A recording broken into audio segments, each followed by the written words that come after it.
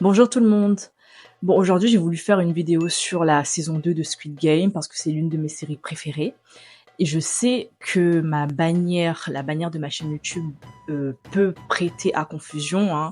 On pourrait croire que mes vidéos sont uniquement axées sur les films Bollywood, etc. Mais c'est pas du tout le cas. Avec moi, on verra un peu de tout. Et aujourd'hui, j'ai décidé de parler de la saison 2 de Squid Game. Enfin bref, pour ceux qui ne connaissent pas la série, Squid Game est une série sud-coréenne diffusée sur Netflix et créée par Wang Dong-heok. Les Coréens, faut me pardonner parce que vos noms sont très très compliqués pour moi, je suis vraiment désolée. Alors dans la série, on a 456 personnes qui sont pauvres et endettées et qui ont été invitées à participer à des jeux dans l'espoir de gagner une grosse somme d'argent, soit 45,6 milliards de won, si je me trompe pas. Les participants doivent jouer à des jeux traditionnels pour enfants et à chaque fois qu'un participant perd, il se fait éliminer, il se fait tuer. Et à la fin, une seule personne remportera le pactole. La série, elle a cartonné dès la diffusion de sa première saison et je pense que c'est grâce à son intrigue qui est quand même nouvelle, intéressante et originale. On s'attendait pas du tout à une série de ce genre sur Netflix. Ça a été une très très belle surprise pour les spectateurs et il me semble que la série est restée très très longtemps, quand même plusieurs jours, en top 10 sur Netflix. Moi, perso, j'ai découvert la série sur Instagram. Je voyais que les gens en parlaient, etc. Je me suis dit, il faut que j'aille voir ce truc. Alors, personnellement, je trouve que les personnages de la saison 2 sont beaucoup plus intéressants que les personnages de la première saison. J'ai un petit coup de cœur pour le personnage trans, le youtubeur et aussi le maître du jeu. Franchement, je me souviens que j'avais aimé aucun des personnages de la première saison, sauf le protagoniste, bien sûr. Je me suis attachée à aucun des personnages, même pas au personnage sur qui tout le monde crochait, là, la meuf là. Enfin bref, ils m'avaient tous saoulé, c'était une dinguerie. Mais par contre, il y a des personnages que j'ai trouvés inutiles et d'autres pas assez développés. Le rappeur et son acolyte, inutile.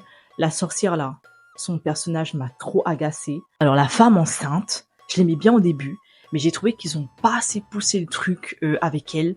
Moi, je pensais que l'information sur sa grossesse allait être intéressante pour l'histoire, etc. Moi, je m'attendais à ce qu'elle perde les œufs, par exemple, lors d'un jeu, ou qu'on la sacrifie à un moment donné parce qu'on l'aurait vu comme un poids lourd, mais en fait, rien du tout.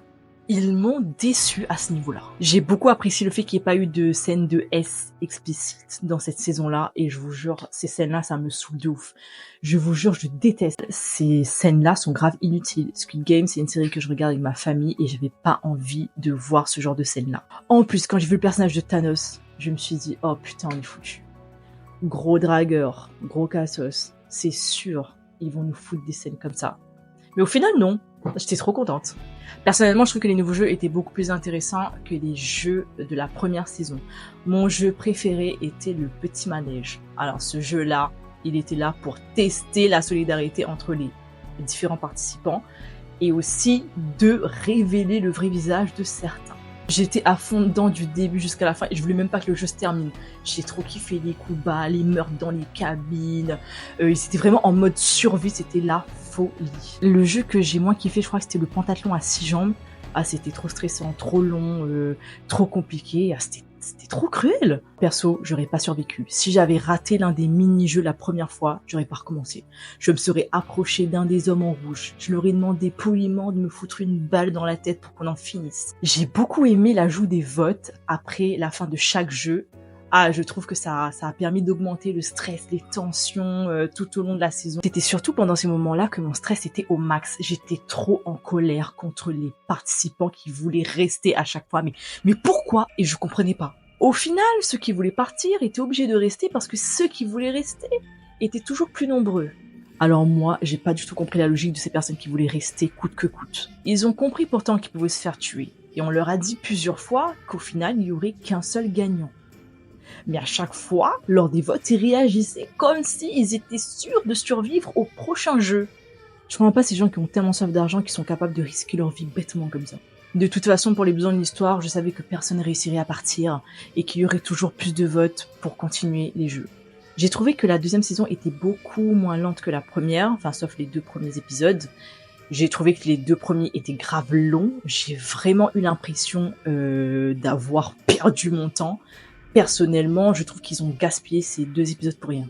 J'ai beaucoup aimé le fait que le protagoniste ait pensé à retrouver le recruteur. Alors ça, je m'y attendais pas du tout.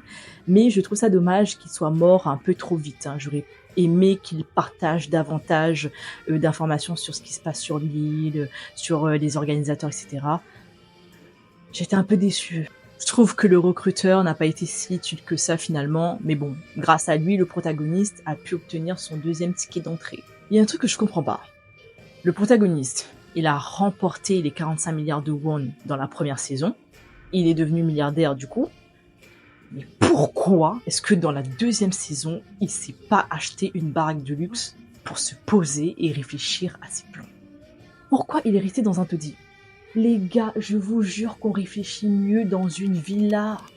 Si c'est pour ça qu'il lui a fallu 2 ans pour avancer sur son plan. Je sais qu'il voulait pas se faire plaisir avec l'argent qu'il a obtenu en participant à des jeux mortels, mais quand même, le boug il a abusé du bail. Moi, si j'étais lui, j'aurais pris une partie de mon argent, je me serais acheté une baraque de luxe, je serais en train de me poser comme ça, en train de réfléchir à mes plans, sur mon canapé d'angle de luxe. J'ai beaucoup aimé qu'ils aient décidé d'introduire le point de vue de la meuf en combinaison rouge, le numéro 11.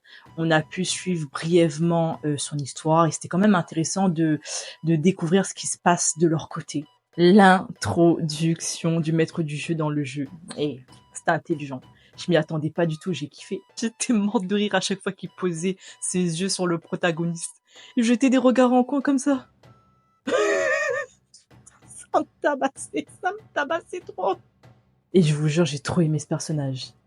J'ai même réussi à oublier à un moment donné que c'était lui le gros méchant. Je me disais, c'est peut-être quelqu'un de bien au fond. Mais en tout cas, j'avais vraiment l'impression que son but c'était d'étudier le protagoniste. Pourquoi faire? Je sais pas. Pour finir, je trouve que la saison manquait cruellement d'épisodes.